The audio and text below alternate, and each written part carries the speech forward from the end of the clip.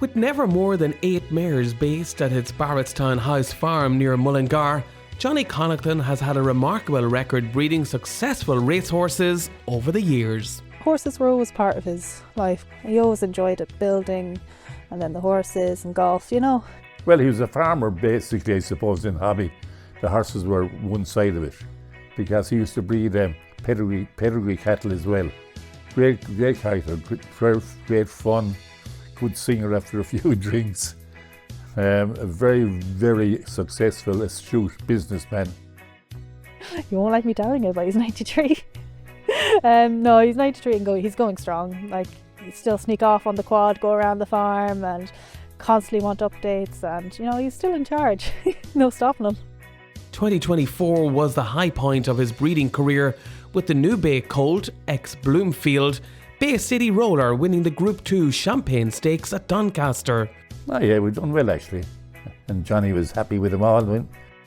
25 years ago, we went to Newmarket and we bought 3 mares, the first or second day of the sales. We bought 3 of them within, I'd say, two hours. The one mare in particular, Ramona, she was the Cassandra Go family. And that's where Bloomfield came from. And that's where the filly that we sold in Goffs, that's where she came from. Bloomfield's yearling by Blue Point made €850,000 at Goffs. We knew she'd sell well, but we didn't expect her to make that much money, and granted now, he had to sit down, so he did afterwards. He needed a drink. You needed to be standing in the ring that day to see Johnny and the elation. Johnny is a little bit older than me, and he's seen a lot happen in the industry. And I would say I never saw somebody as elated the day that happened for him, so I'm delighted for him. Bloomfield was a stakes-winning homebred that Johnny trained with Willie McCreary out of Ramona, a mare bought by Johnny's great friend Ted Naughton. She was probably the first one we bought, and then she bred Bloomfield, who was successful on the track and bred good horses. He'd give a chance to a mare. Like, if she didn't do well on the racetrack, he'd still give her a chance. He'd build her up, kind of like he did with Ramona and all that. He'd build her up. As was Love Excelling, who bred multiple Group 1 winner Dunboyne Express for Johnny. He won the Angleseas, and then he won the Guineas Trial in Leopardstown. He was offered a lot of money for me. We wouldn't sell him because potentially we thought he was a classic horse. And then he was sold to Hong Kong. His most memorable one is Bloomfield, obviously, who sold last year. But probably Dunboyne Express now. He was his first kind of, especially at the start, early start, I Love Excelling. Dunboyne Express was the most memorable. I remember going to the racetracks with him as a child, and Grandad was absolutely ecstatic with him. And no, he was his kind of first big horse, kind of, you know, and that kept him going as well, and started investing more in mares as well and keep it going.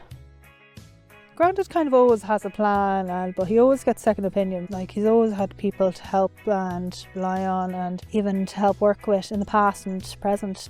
Jacqueline Norris, who consigned Jackie Hall that we used to do yearling prep with, she's always giving advice and always on the phone when Grandad wants to call her.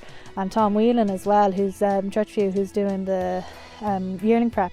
He's always on the phone as well if Grandad ever wants them, and giving advice or anything like that. And of course Ted Naughton, who's Grandad's friend, he's always happy to give advice and always on the phone whenever Grandad wants him as well.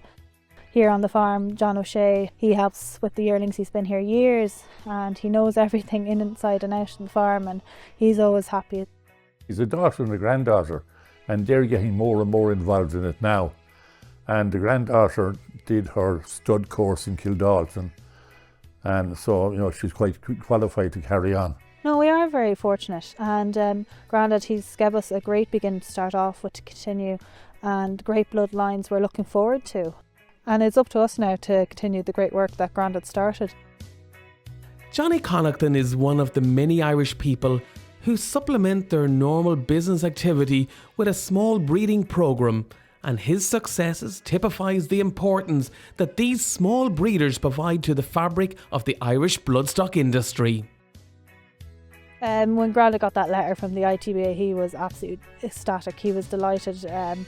He was so excited. He was calling everyone and telling everyone, and he was getting his suit ready, so he was. Congratulations to Johnny on a lifetime of successes. Very, very proud of getting this award, which is richly deserved. Together, we've come a long, long ways, and thanks for the journey, and well done again.